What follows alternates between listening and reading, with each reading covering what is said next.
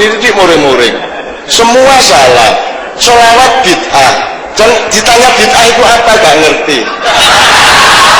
Bid'ah itu artinya kreativitas. Orang yang kreatif namanya mubdi. Al-mubdi'u huwa kreator.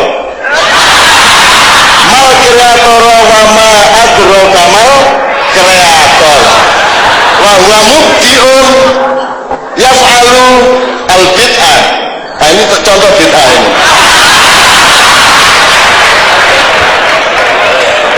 Ya Pak Muzamil. Pak Muzamil ini mumpung ada dia, langsung aja. Terus kemarin saya disambati sama Bupati Purwakarta karena sedang dimarahi sama Habib Rizik toh. Sampurasun itu enggak boleh. Itu nanti jadi campur racun gitu kan. Macam-macam lah. Loh, budaya jangan dicampur aduk dengan agama. Terus piye carane? Lah kalau sholat kan pakai pakaian. Pakaian itu hasil budaya apa bukan? Loh, kalau budaya nggak boleh campur sama agama, sembarang mudok. Loh, bagaimana sih? Naik haji jangan pakai pesawat karena pesawat bikinan orang kafir gitu. Ayo berangkat kan? Kan gitu.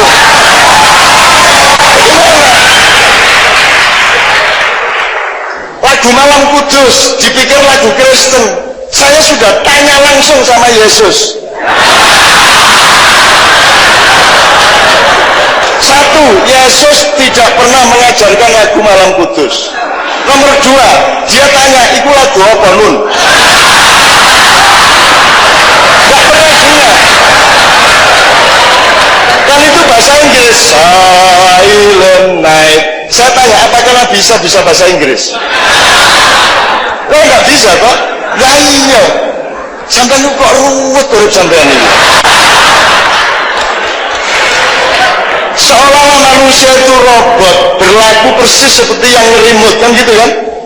Kita kan punya akal, punya logika, punya istimbat, punya ijma, punya kias, punya semuanya. Makanya ladina illa bil akal, kan gitu. Nggak ada agama kalau tanpa akal. Dan itu bukan lagu Kristen Malam Kudus itu karangan orang Kristen menghormati Yesus, tapi bukan ajaran Yesus. Itu sama dengan sholawat, itu karangan umat Islam menghormati Muhammad. Enggak Muhammad ngarang sholawat. Anak Muhammad ngarang sholawat waktu mengajari kan enggak enak. Iya caranya. Sallallahu ala Muhammad, sallallahu alaihi. Lagi dia nunjuk dirinya sendiri. Terus maulid Nabi nggak boleh karena Rasulullah nggak pernah mengulang tahun nih. Loh piye ta ya? Lah masa Nabi Muhammad dikongkon nglumpukno sahabat terus panjang umurnya.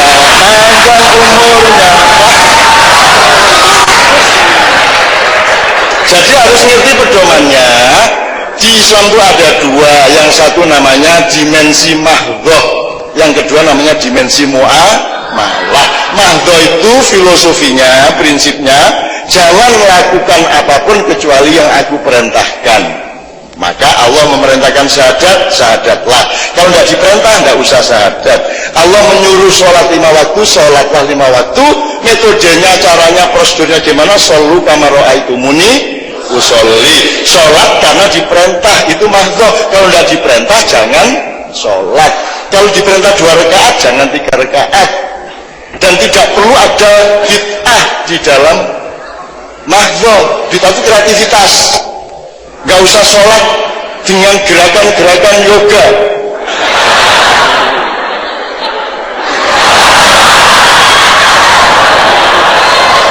Subhanallah. Nah, itu namanya bid'ah, ya toh? Jadi sholat 5 waktu nggak usah kreatif. Kreativitasnya software saja, berusaha lebih khusyuk. Gerakannya ya gitu itu. Tawaf itu aja, yuk variasi yuk. Kalau sekarang lain, sekarang gini gitu. Nggak ada. Tawaf itu ya gini, nggak usah variasi. gitu ya. Kalau sa'i berapa kali? 1, 2, 3, 4, 7 ya.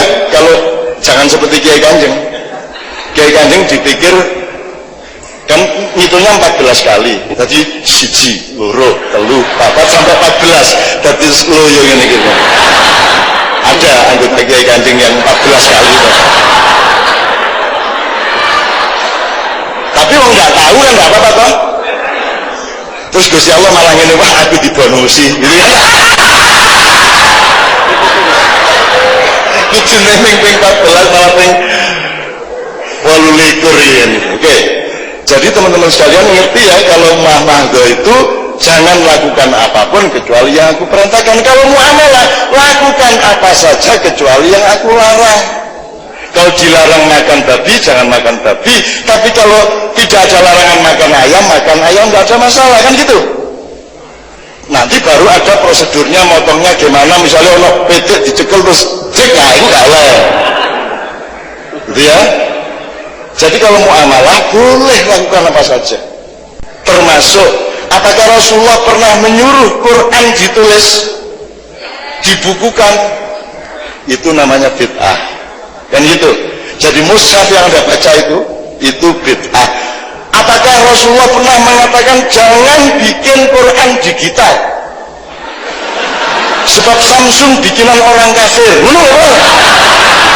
Enggak pernah. Ya kan? Ngerti sekarang masalahnya ya. Jadi Maulid Nabi nggak ada tuntunannya. Dulu nggak ada tuntunannya. Tapi kan nggak ada larangannya. Kan gitu. Oh, menghormati kok nggak boleh. Peweh ngasih makanan ke tetangga, nggak ada tuntunannya. Ya kan yang Nabi ki biar melarat rek, gak tahu ngirim panganan nang tonggo gawe takir, gak ono.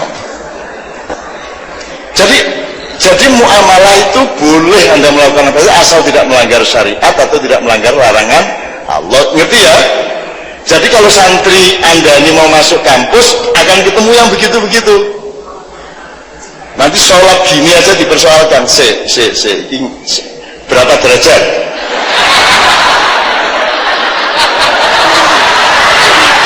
Statis apa dinamis? Ada lagi yang siklikal, zigzag. Oh, nggak mulai.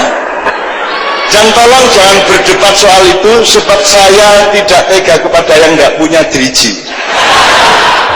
Gitu ya. Jadi ngerti masalahnya ya, Jadi harus siap dengan itu semua. Nah, mulai hari ini tolong pelajari what is secularism. Jangan salah paham kepada Cak Nur Khalis Majid. Dulu Cak Nur ngomong sekularisasi. Itu tidak sama dengan sekularisme. Sekularisasi itu maksudnya adalah yang tidak sakral jangan disakral-sakralkan, gitu loh ya. Yang sakral jangan didesakralisasikan, kan gitu. Nah, sekularisasi itu artinya pohon ya pohon, kata Cak Nur dulu. Kalau sekularisme itu beda. Sekularisme itu adalah faham yang memisahkan antara agama dengan negara, bahwa kalau urusan negara nggak ada hubungannya sama agama, bahkan agama menjadi bagian dari negara, maka ada departemen agama atau kementerian agama. Jadi agama itu anggotanya negara. Beliau di sini sekarang. Kan gitu. Terus nggak apa-apa, nggak paham kok, nggak ada masalah. Orang yang tidak tahu tidak akan ditagih pengetahuan dan ilmu dan tidak akan disalahkan, kan begitu, insya Allah. Oke, nggak ada masalah. Jadi ngerti ya Mas ya? Oke. Pak Muzamil tolong ungkapkan 1-2 hal yang paling penting mengenai bid'ah ini. Sebab ini ahlul bid'ah ini. Ini ahlul bid'ah wal jamaah ini. Coba pakai jam tangan coba. Emang dari 25 Rasul yang pernah pakai jam tangan siapa? Kok kamu pakai jam tangan? Maksudmu biar? Beduk bid'ah. Iya beduk kok bid'ah.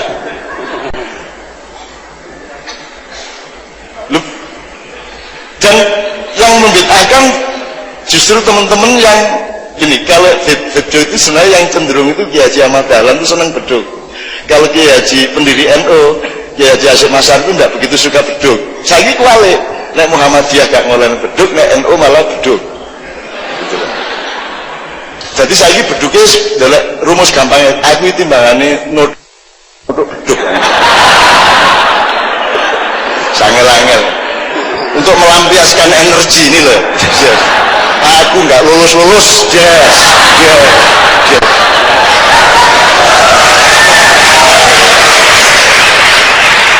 Jadi saya kira mulai saat ini masjid-masjid tolong dikasih beduk untuk pelampiasan orang-orang yang frustrasi. Dur dung tak gedung dan dung tak gedung dan dur dan dung dung dan dung dur itu apa kok kayak sing siji patah hati, sing siji transfer ora tekan-tekan ya. Siji kadung cukup motor ra iso neruske kredit ya. Itu terus nganggo beduk. Teman-teman sekalian, mari kita nikmati hidup ini ya. Jangan tegang seolah Allah itu maha kejam. Sebelum Pak Muzamil, nanti saya akan jelaskan. Terus, kalau orang misalnya Anda kepada anggota, rektor kepada mahasiswa, bupati kepada rakyat, presiden kepada menteri, dan seterusnya itu kan ada yang namanya approach atau pendekatan. Nah, pendekatan utamanya Allah kepada umatnya, kepada hambanya itu pendekatan apa? Yang kita selama ini kan ada pendekatan kekuasaan, pendekatan kultural, pendekatan apa mana? Bapak sama anak itu biasanya pendekatannya pendekatan apa? Kasih sayang. Kasih sayang. Jadi bapak sebagai pengasuh, betul kan? Ibu sama anak kasih sayang. Mungkin nggak seorang ibu pakai pendekatan kekuasaan kepada bayinya? Wah, anjir boten nyusul ini. Terus bayi ini setengah mati menek ini. Pasti enggak, pasti bayinya diambil dengan cara badan ibu membungkuk, mengalah.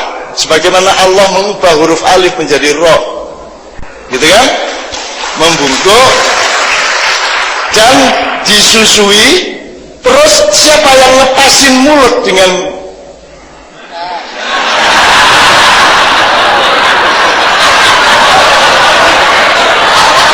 wama adrokama boy gimana?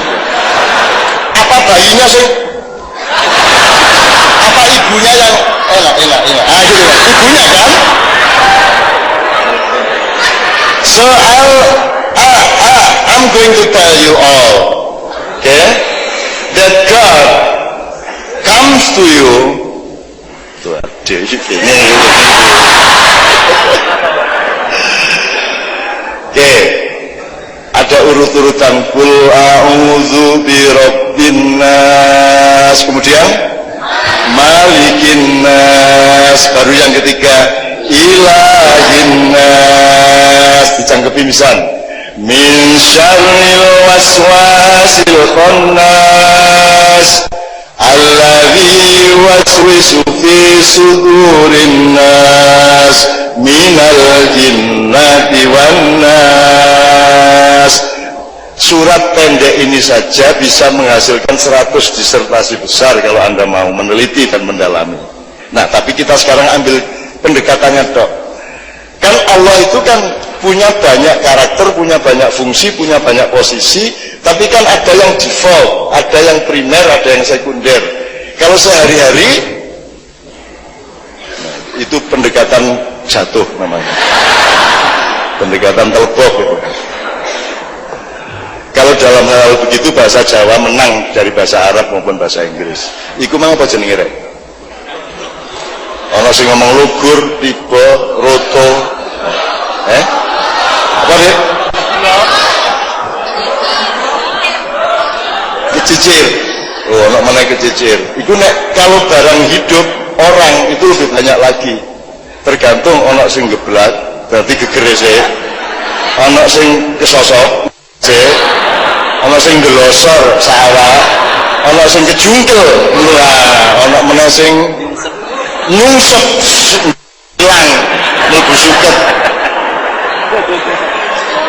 Kalau hal-hal begitu kalah yang lain gitu ya.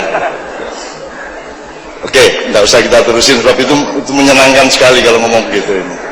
kan beliau ini kan dari Thailand sama Korea, mangke pun aturi dahar sareng kalian bapak-bapak ingkang wonten ngajeng lah.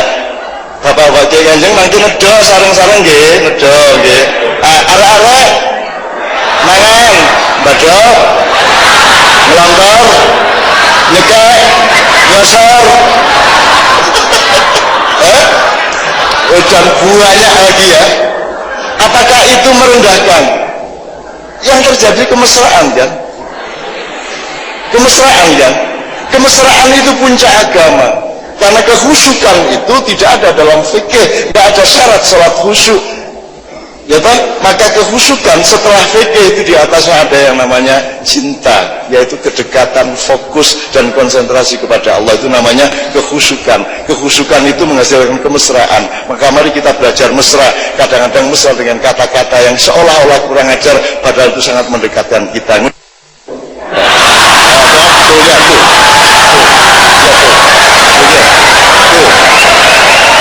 Jelas ya, jelas ya, bahwa satu suku kata itu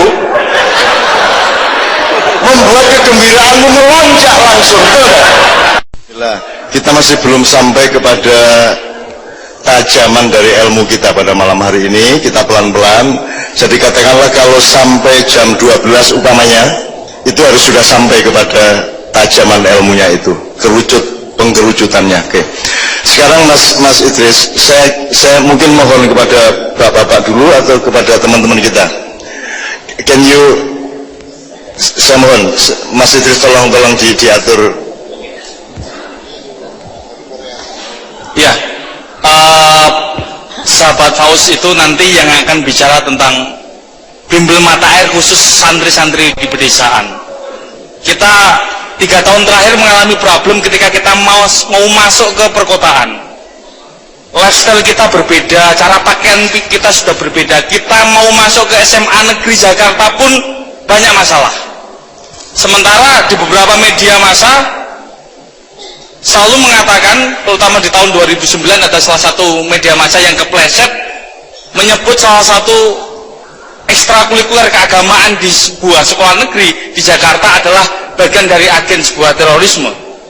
Jadi sudah sekolah itu terutama di perkotaan sudah memiliki daya defensif tersendiri. Ketika didekati sejenis ormas maupun NGO maupun apa saja cenderung menutup diri. Sehingga 3 tahun terakhir ini mata ilmu mau masuk ke perkotaan, terutama SMA negeri ini yang kalau ke UGM atau IPB, ITB seperti orang naik kelas, beda seperti madrasah aliyah di swasta di Kudus, mau ke UGM harus istihad dan jihad mati-matian. Maka mata air 3 tahun ini pelan-pelan masuk ke SMA negeri perkotaan. Maka selama ini kita memakai teman-teman IWF yang cara bergaulnya cenderung lebih mudah diterima di masyarakat perkotaan. Terima kasih buat teman-teman IWF dipimpin oleh Mas Mijar, regenerasi kita yang tadi sudah sambutan, sehingga di perkotaan mata air selalu berpartner dengan IWF agar bisa diterima di SMA negeri. Saya persilahkan ke Mas Faus terlebih dahulu untuk memberikan statement tentang apa yang sudah kita lakukan. Assalamualaikum warahmatullahi wabarakatuh. Alhamdulillahirabbil alamin wa bihi nasta'inu ala umuri dunya waddin. Terima kasih. Yayasan Mata Air ini sudah melakukan pendampingan siswa miskin untuk masuk, siswa dan santri yang tidak mampu secara ekonomi untuk masuk ke perguruan tinggi negeri. Dan yang di UIN Sunan Kalijaga ini di data kami ada sekitar 700 mahasiswa. Alhamdulillah dari berbagai kabupaten kota seluruh Indonesia.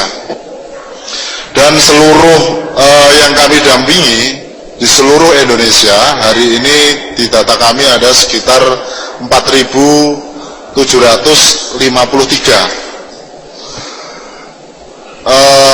Awalnya kami ingin santri-santri yang di pedesaan itu bisa bersaing dengan alumni SMA 1 yang di Bangkalan, Korea.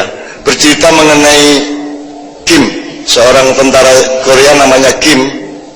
Ketika melihat zaman Jepang di Indonesia, itu dia tidak tega kepada rakyat Indonesia sehingga dia kemudian menghilang dari pasukannya dan masuk di sebuah desa di Jawa Timur.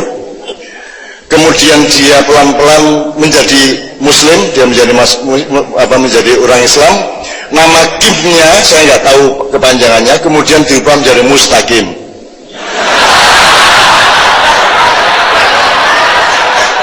Ya, jadi film itu nanti berjudul Mustaqim.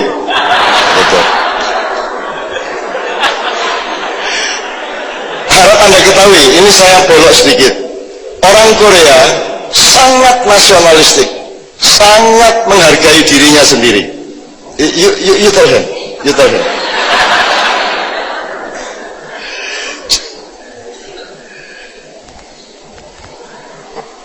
Orang Korea tidak benci Jepang, tetapi dia berjuang keras untuk melebihi Jepang. Jadi kalau orang Jepang itu etos kerjanya 8 kali lipat orang Indonesia, orang Korea 16 kali lipat. Tuh. Sudah saya ukur pakai meteran. Gitu ya. Di Korea, teman-teman sekalian, mereka tidak akan membeli produk barang apapun kecuali produk Korea. Hampir tidak ada produk Jepang di sana. Kalau ada orang Korea membeli mobil Mercy atau BMW, maka semua orang di sekitarnya akan menyebut dia orang jahat. Orang jahat, sehingga dipersukar untuk parkir, dipersukar untuk beli bensin, dipersukar untuk melakukan macam-macam. Karena mereka sangat cinta kepada produk dalam, mereka selalu mencintai produk dalam negeri.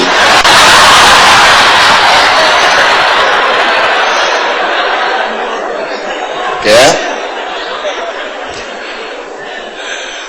Kalau Anda, ini yang saya maksud Korea Selatan, kemudian Anda tahu Korea Utara. Korea Utara dan Korea Selatan mungkin di pentas internasional itu seolah-olah mereka bermusuhan. Tapi harap Anda ketahui, rakyat Korea Utara dan rakyat Korea Selatan adalah saudara yang saling cinta mencintai. Benar ya? Jadi mereka, saya pernah ke perbatasan Korea Selatan dengan Korea Utara, di situ ada border di mana orang Korea Selatan ketemu sama saudaranya dari Korea Utara, mereka berpeluk-pelukan, memberi souvenir dan seterusnya. Karena di Korea Utara itu hidupnya penuh torikot. Torikot itu artinya mereka tidak mengimport apapun, mereka tidak membutuhkan apapun yang lain. Mereka sangat mandiri, hidup sangat ketat. Bahkan di sana di Korea Utara itu wajib militernya 8 tahun, sementara di Korea Selatan 2 tahun.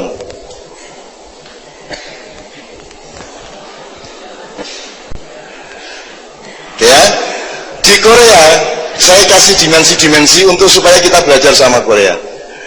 Di Korea itu presiden Korea beberapa periode yang lalu bunuh diri. Bunuh diri, suicide, kill self. Ya. Bunuh diri. Oke? Kenapa dia bunuh diri? Karena sebuah perusahaan memberi hadiah kepada istri presiden, dan itu bukan sogokan, cuman persahabatan dan souvenir biasa. Tetapi di Korea hal seperti itu adalah sesuatu yang memalukan. Maka presidennya bunuh diri, suaminya bunuh diri. Itu yang di KPK disebut gratifikasi. Kalau di fisika disebut gravitasi.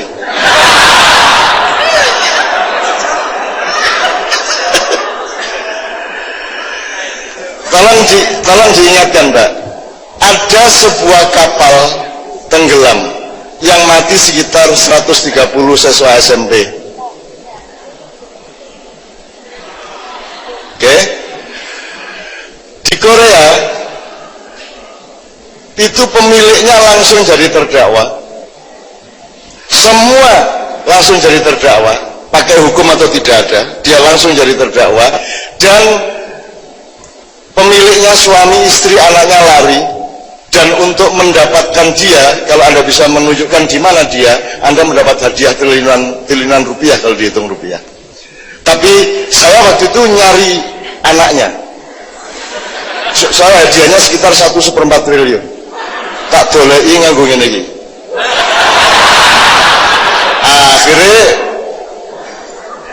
Akhirnya saya gagal mendapatkan itu karena saya lihat sudah bunuh diri. Jadi ketiga-tiganya bunuh diri, bapak, ibu, dan anaknya. Begitu rupa tanggung jawab orang Korea terhadap amanah yang disangganya.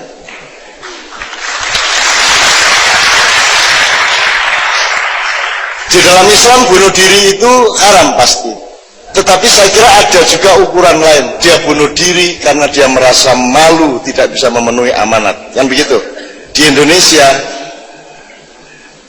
ketika dia korupsi, justru berani umroh. Malah umroh. Gitu. Kui, untung malaikatnya bukan orang-orang bimbel dan mata air. Nek sampean jadi malaikat koruptor umroh kira-kira kan menggerik.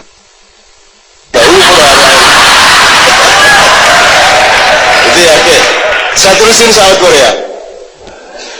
Di Korea, teman-teman sekalian, budi pekerti dalam keluarga dan di masyarakat sangat tinggi dibanding Indonesia hari ini. Di Korea, kalau kita kenalan sama orang, kita tanya umurnya dulu. Begitu dia lebih tua 1 tahun saja dari kita, kita langsung hormat kepada dia, dan kita tidak akan menatap wajahnya. Dan bahkan kita dimarahi sama dia, kita mau. Dan saya melihat sendiri, saya mengalami sendiri. Itu orang Korea. Anak-anak SMP, kalau dia mulai bengesan, apa jenenge itu langsung di jalan dimanapun dia langsung didatangi orang banyak, dimarahi. Kamu belum bekerja, kamu belum mendapatkan hasil, kamu tidak boleh berfoya-foya, kamu tidak boleh pakai lipstick, kamu tidak boleh pakai baju bagus, kamu harus belajar dulu, kamu harus bekerja dulu. Semua orang memarahi dia. Kalau di sini sampai ada begitu dilaporkan ke Komnas HAM. Dan begitu. Jadi teman sekalian, terakhir, banyak sekali data-data, banyak sekali fakta-fakta di Korea. Kalau ada 2 orang berkelahi di suatu kota atau di suatu desa, langsung Kapolresnya mengundurkan diri. Langsung. Salah enggak salah, begitu ada kekacauan dikit aja, kepala polisi langsung mengundurkan diri. Betul enggak? Bagus enggak? Di sini justru kepala polisinya yang membuat persoalan. Dan begitu. Kalau saya kasih tahu terlalu banyak, nanti dia heran kok Cak Nun tahu semua tentang Korea. Nanti jadi saya batasi saja. Terakhir, Indonesia hari ini persis seperti Korea akhir 70 dan awal 80. Persis. Korupsi merajalela, apa jenenge, nepotisme. Terus segala sesuatu kayak di sinilah. Segala sesuatu dijual, digadekan. Kemudian terjadi revolusi, terjadi kudeta militer pada tahun 81, 82, dan sungguh-sungguh mereka memperjuangkan nasionalisme dan kesejahteraan. Akhirnya pertama di demo, tetapi lama-lama militer Korea membuktikan bahwa mereka betul-betul memajukan dan mengangkat derajat Korea, sehingga kemudian sekarang maju seperti yang Anda alami bersama-sama. Saya tidak berharap akan ada kudeta militer di Indonesia, karena saya tahu persis siapa mereka dan bagaimana karakternya, dan itu tidak mungkin terjadi. Dan gitu, kita biar rasa diterus-terus nongin ini. Ya, anything wrong? Bener kabeh. Bener kabeh ya. Sahih. Jadi tadi hadis mutawatir, hadis sahih. Sahih.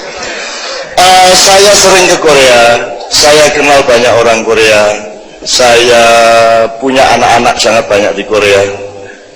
Saya sering datang ke kampus-kampus di Korea, dan saya akan juga lebih sering ke sana.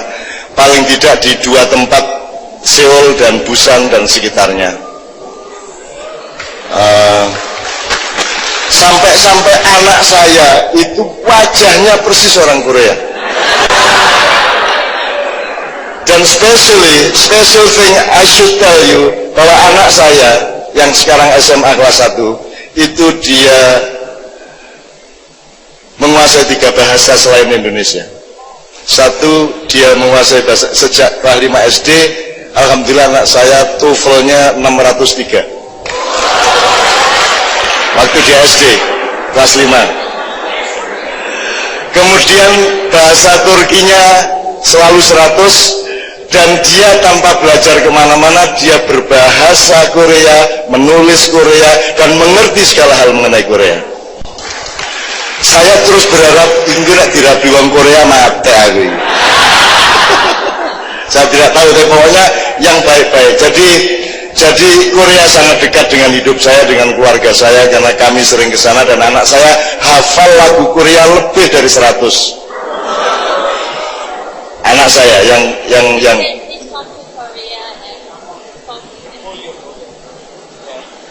You mean you buy ticket for me or something? No, no. Oh, you invite me, okay. Well, I'll ask God to buy ticket. I'll be there, don't worry. I'll be there. Bruce Lee, saya Jet Li, ya.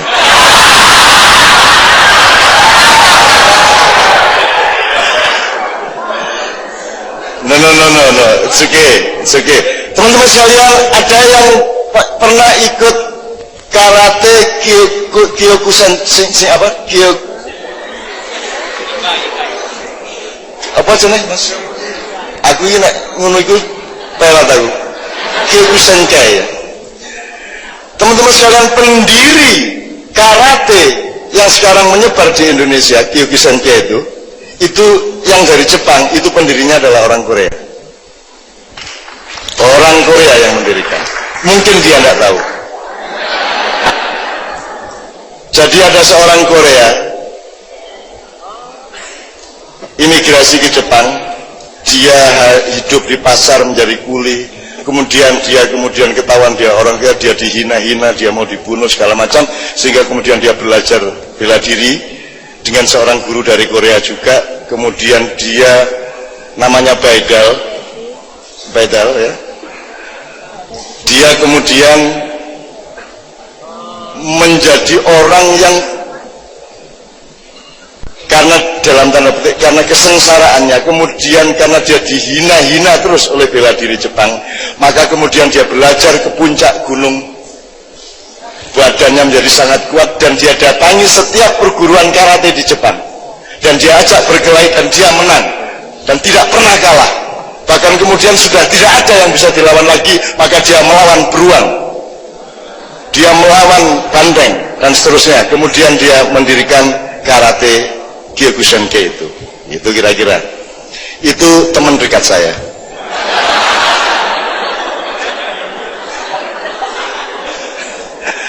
Kok sampai karate barangnya apa ya? You know him? You don't know. Ya mulane aku mek kepindutno aja main-main karo wong Indonesia. We know better about you than you about you. Okay.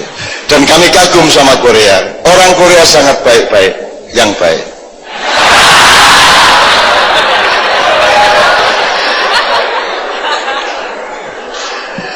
Pokoknya etos kerjanya masih ditiru ya. Etos kerja Korea ditiru, bener-bener. Saya melihat anak SMP sekolah sampai jam 11 malam. Ada SMP sekolah sampai jam 11 malam. Mereka kerja dari pagi sampai malam, terus menerus. Kerjanya luar biasa orang Korea. Kalau kita ini, kalau lapar tidak bisa kerja, begitu kenyang malas kerja.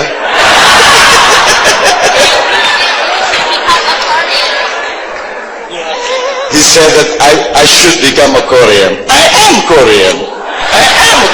Ini sahabat-sahabat saya, beliau dari Kementerian Pemuda dan Olahraga.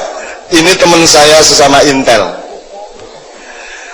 Intel itu maksudnya singgi komputer ya, Rek. Intel Inside gitu, Intel Inside. Maksudnya Nyun sewu, ada beberapa hal yang akan dimukakan.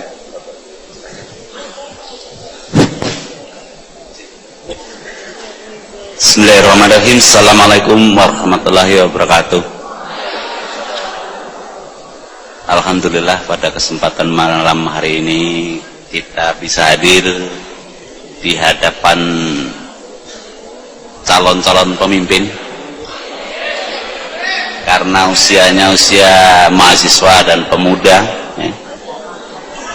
Pada pertemuan malam hari ini sesuai dengan yang disampaikan oleh Cak Nun, bahwa kita dalam rangka membangun komitmen secara kolektif untuk menjadi orang yang tahu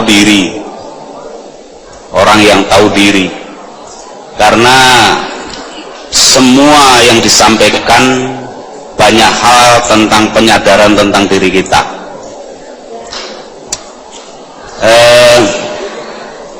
Sesuai dengan tugas saya di kantor Kementerian Pemuda dan Olahraga, nama saya Ponijan Pospodiharjo. Asli saya dari Bantul, Pak. Ya. Kebetulan ditugaskan sebagai asisten deputi kewirausahaan pemuda. Kita ketahui bahwa jumlah pemuda kita sangat tinggi, dan pemuda kita ini sudah sekolah TK setahun, SD 6 tahun, SMA 6 tahun, 3 tahun, sampai perguruan tinggi 4 tahun. Suatu kenyataan dan realita yang kita temui setelah sekolah selesai selama 16-17 tahun, bingung,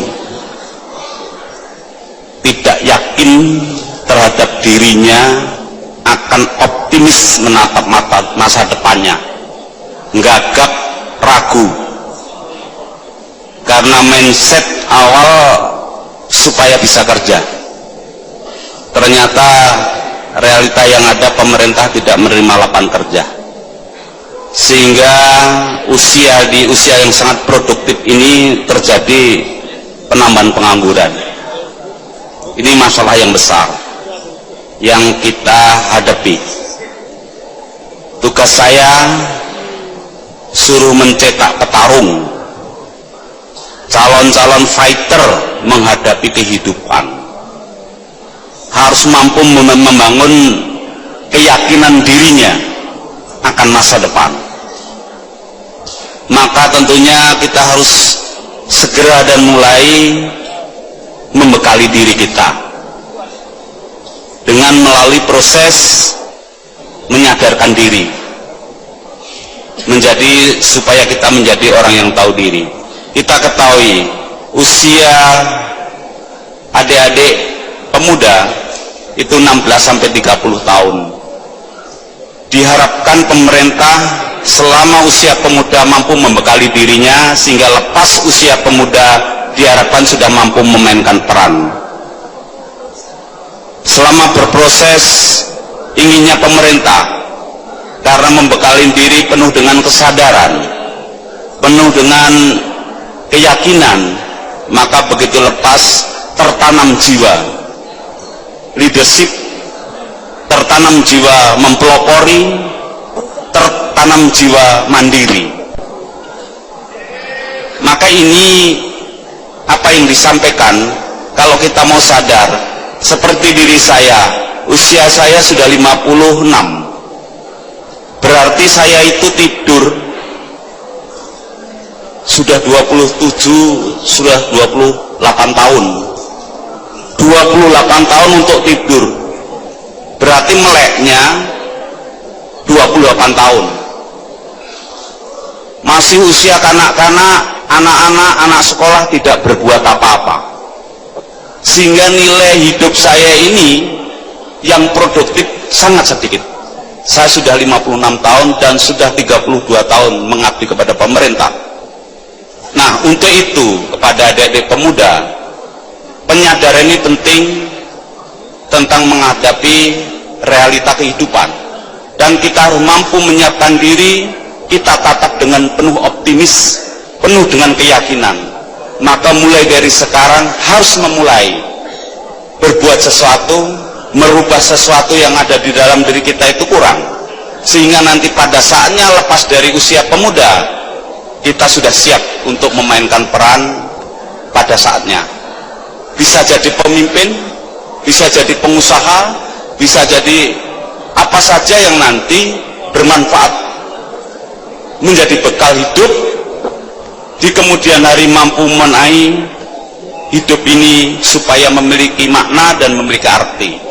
Ini yang perlu kita upayakan pemuda Indonesia, supaya mampu membangun integritas diri, membangun karakter diri, memiliki budaya, dan mampu membentuk budi pekerti yang sangat luhur. Ini harapan pemerintah kepada para pemuda, sehingga nanti sebagai aset bangsa mampu menerima estafet kepemimpinan, mampu merubah negara ini menjadi negara yang hebat sesuai yang dituangkan di dalam lambang negara kita. Lambang negara kita burung Garuda. Saya pernah ditanya, kenapa burung Garuda, kok bukan burung emprit? Ya, Garuda di sini adalah filosofi sebagai lambang negara. Di sana ada Garuda sebagai burung, nggak ada burung Garuda itu. Di bawahnya ada Bhinneka Tunggal Ika. Ekornya, bulunya 8, sayapnya 17. Artinya kita sebagai anak bangsa, untuk membuat lambang filosofi itu, di dadanya ada Pancasila, ada ketuhanan yang Maha Esa, dan seterusnya sampai keadilan sosial bagi seluruh rakyat Indonesia. Kita tahu, kita jiwai, kita resapi. Ini yang harus kita mulai pahami, bahwa rakyat Indonesia negara Indonesia adalah negara yang paling kaya, beraneka ragam. Itu hasil dari pemberian Allah Subhanahu wa Ta'ala kondisi bumi Indonesia. Kemudian beraneka ragam bahasa, suku bangsa, adat istiadat, dan sebagainya. Hanya di Indonesia memiliki. Maka kita dengan budaya, memelihara, melestarikan budaya, kita akan mampu bersaing di kancah dunia. Harapan negara, pemerintah, nanti burung Garuda memanai arti supaya nanti Indonesia bisa terbang tinggi menjadi mercusuar dunia. Ini yang harus kita pahami sebagai anak bangsa, supaya mampu mengisi dan memahami. Ternyata menurut saya pernah ditanya, kok burung Garuda tadi? Ya, ternyata Garuda saya artikan dari Bhinneka Tunggal Ika, rupanya tidak ada burung Garuda, gabungan rupa-rupa daerah. Walaupun gabungan yang rupa-rupa daerah ini yang disui sebagai Bhinneka Tunggal Ika berbeda tetapi satu, ini mempunyai makna yang sangat dalam kalau kita pahami. Nah, ini semua para pemuda di Indonesia, kita harus mampu menyiapkan diri penuh dengan optimisme menatap masa depan. Saya kira itu yang bisa kita sampaikan, dan mari sama-sama dalam Youth Implement Forum ini kesempatan yang baik untuk saling bertukar pikiran, menggali kerjasama antar negara, khususnya di ASEAN, supaya kita bisa memaknai sebagai anak bangsa di Indonesia ini tidak pesimis menatap masa depan. Sekian, terima kasih, kurang lebihnya mohon maaf.